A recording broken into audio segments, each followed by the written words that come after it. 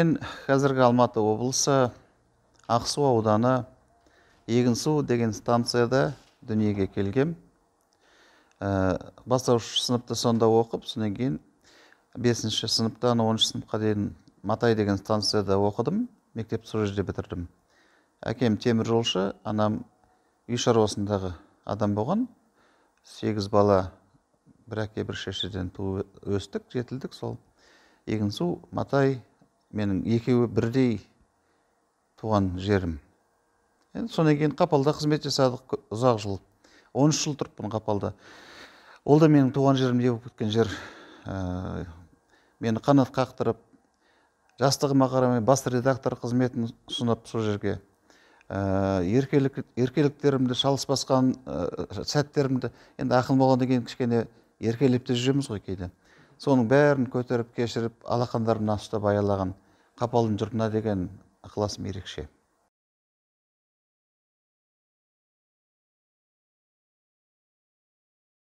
Енді біз жаңа айттым ғой, теміржолшының баласы болдық.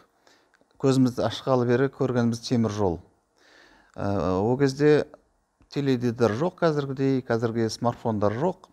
Радионың өзі әр үйде бола бермейді дедік қой. Сондықтан негізгі біздің қорегіміз кітап болатын.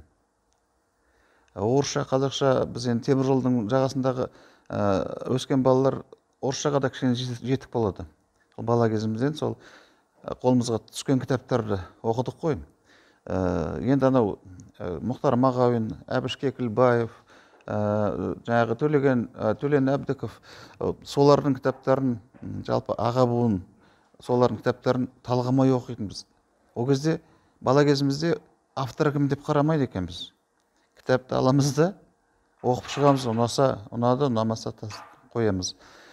Сол мен әдебиетке әкелгенде сол кітап құмарлығым деп өзім ойлаймын. Бірақ ол ғана емес, біздің өзі тегімізде жазуға, өлең жазуға деген бейімділік бар болатын. Менің әкемнің інісі ұзақ жылдар мектеп басқарған Байбол Нұрпейісов деген кісі, ол кісі өлең жазатын.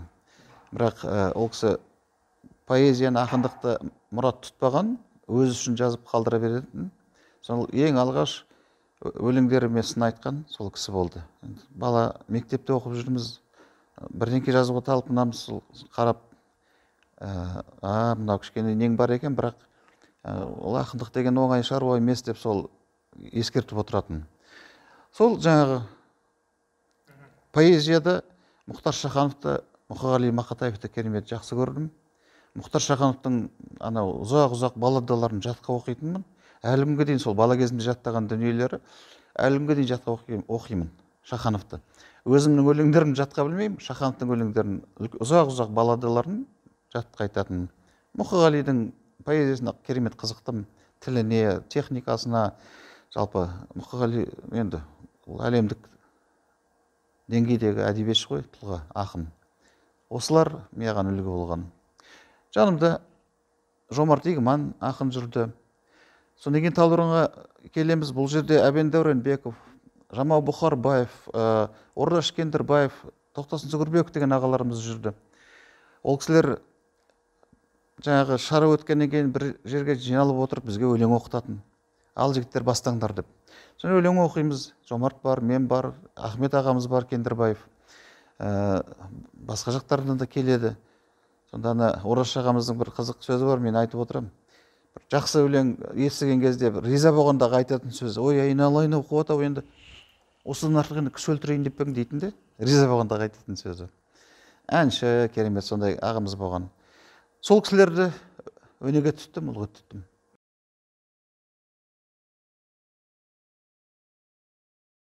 Ең алғаш анама арнағам, анама. Әкем ерте қайтыс болды, жаңағы анамыз бізді, сегізімізді, енді әкемнің інісі, жаңа айтып отырмын, ол кісі көмектесті. Бірақ сол сегізімізді өсірген, жеткізген анамыз ғой, үй шаруасындағы не болды. Сол анама арнап жаздым. Содан кейін жаңағы табиғат лирикасы деген болды. Содан кейін есейе бастаған кезде қыздарға ғашық бола бастадық. Ол табиғаттың заңдылығы. Содан кейін өлең өлкесіне солай қадам бастық. поэзияда деп айтайын десем, поэзия деген өзі түпсіз шыңырау ғой. Болмаса бір ғарыш, оның түбіне жеттім, болмаса биігіне шықтым деу мүмкін емес. Тыпырлап өз әлімше бірнеке жазып жүрсем, ол жазғандарымды халық қабылдап жатса, мадақтап жатса, оның өзі бір қуаныш. Қызмет дейін десем, қызметте де енді Құдайға шүкір жасадық, бас редакторда болдық. Осы облыстық жетісу газетінде қызмет жасап келе жатқаныма 22 жылдай болыпты. Сол жаңағы бөлім меңгерушісі болып кірдім, сол бөлім меңгерушісі дәрежесінде әлі күнге дейін келе жатырмын ғой. Мен ойлаймын, 2 қызым, 1 ұлым бар. Барлықтары де оқыды, тоқыды, докторлығын қорғады, болашақпен шетелге барды, жақсы қызметтерге орналасты, семья құрды, немереле болдым. Осының бәрін жетістік деп айтқан кезде мен өзім бір бөлекше бір айтатыным, балаларымды қазақша мектепке беріп, қазақ мектептеріне беріп, қазақша үйреткенім, соларға домбыра тартып, ән салуды үйреткенім, жалпы қазақы рухы мықты етіп тәрбиелегенім, елжанды етіп, ұлтжанды етіп тәрбиелегенім, мен ойлаймын, ең үлкен жетістігім сол шығар.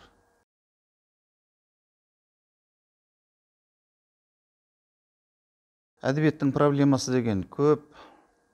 Егер біздің қазақ әдебиетін алып қарайтын болсақ, бұның жазушылар бар, ақындар бар, бірақ насихат жоқ. Мысалы, осы кітабым менің 500 данамен шықты, иә? Оның 500 дана деген қайда барады, қайда жетеді ол?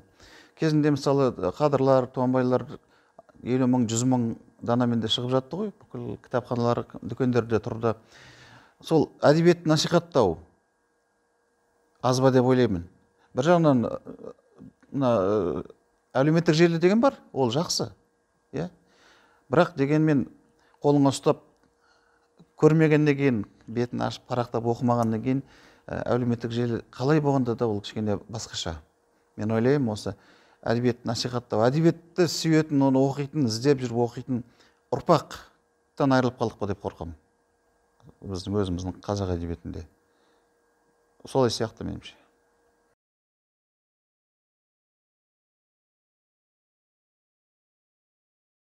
Ана кімнің сөзі бар, мен қалай ақынмын деп айта аламын, халқымның өзі айтқанын қайталадым. Күпі киген қазақтың қара өлегін шекпен жауып өзіне қайтарамын дейді Мұқағали. Жалпы бағана бір айтып қалдым, самодеятельный ақындарға беретін ақшам жоқ деп кітабына Шалбай Құлмаханов айтты дедім ғой. Ақын деген атты жазушылар одағы бермейді. Ақын деген атты мемлекеттік бір мекеме бермейді. Ақын деген атты лауазымды біреу тағайындамайды, бұны халық береді. Халық сен ақын деп таныса, сен ақынсың. Ақын деп танымаса, онда өзі балың өзіңе. Сол тұрғыдан кейін кезде менің осы жазғандарым осы күнге дейін кітап болып шығып, жанымдағы інілерім, алдымдағы ағаларым, құрбы құрдастарым барлығы арқамнан қағып жатса, жырларымды мақтап жатса, жатқа оқып жатса, демек мен ақын болып қалыптасқан шығармын. Мен ана кімнің сөзі бар, Қадыр Мырзалиевтің, сен ауылың таныса ақын деп, онда әлем таниды деген сөзі бар. Ең бастысы сен туған жерің сенің ақын екеніңді мойындау керек те. Сондықтан жаман ақын емеспін деп ойлаймын. Ал енді оның деңгейі қанша биігі, мысалы Сәкен ағамыз айтатын, ақындар 3 түрге бөлінеді деп. Танымал ақын, көрнекті ақын, ұлы ақын деп. Оның енді қазір мына осымын деп айту, жаңағы бауырларым таныстырғанда айтып жүр, қазақтың көрнекті ақыны деп Қуат Қайранбаев деп. Ол да жаман деңгей емес. Егер сол деңгейде өлең жазып жүрсем, демек поэзияда біраз биіктерді бағындырдым деп өзім есептеймін.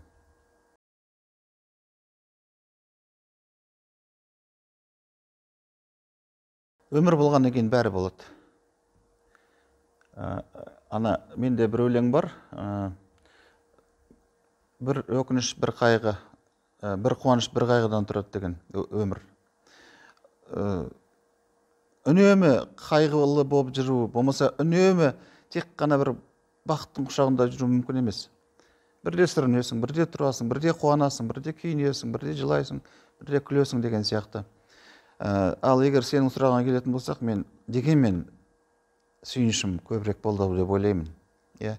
Себебі сол ешкімі жоқ бала, әкем ерте қайтыс болды. Әкемнің інісі жаңағы Байбол деген кісі тәрбиеледі. Мектеп бітірдік, кеттік, оқуға түсе алмадық. Мен тек қана журналистикаға барамын дедім ғой, басқа ешқайда бармаймын. Жолымыз болмады, әскерге кеттік 2 жыл. Одан қайтып кеп, жаңағы аудандық газетке кіріп, жақсы адамдар мені өмір, тағдырым жақсы адамдармен көп жолықтырды.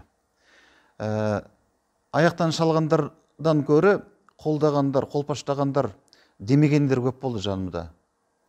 Солардың арқасында мүмкін өзімнің де бір нем бар шығар, қабілетім бар шығар, сүйкімді бір мінезім бар шығар, ағалаған. Солардың арқасында біраз биікке жеттік. 27 жасымда бас редактор болдым, партияның кезі, Совет өкіметінің кезі, ол кезде ол өте қиын не болатын, лауазым болатын. Өлеңімді, жазғандарымды жақсы қабылдады. Балалы шағалы болдым, сүйген жарыма қосылдым. Осының бәрін ойлап қарасаң, бақыт деген осы шығар. Енді ұсақ-түйек сәтсіздіктерді айтпағаның кезде, жалпы өткен өміріме ризамын. Әрине, қазір ойланып отырып, шіркін, ана неге бұлай жасадым екен, мына жерде неге бүйттім екен, ана жерде неге сөйтіп айтпадым екен деген өкінішті сәттер болады. Өзіммен өзім отырған кезде ұялатын кездерім болады. Кезінде істеген бір қылықтарыма. Бірақ оны қайтара алмайсың ғой. Дегенмен жақсы күндер, шуақты күндер көп болды.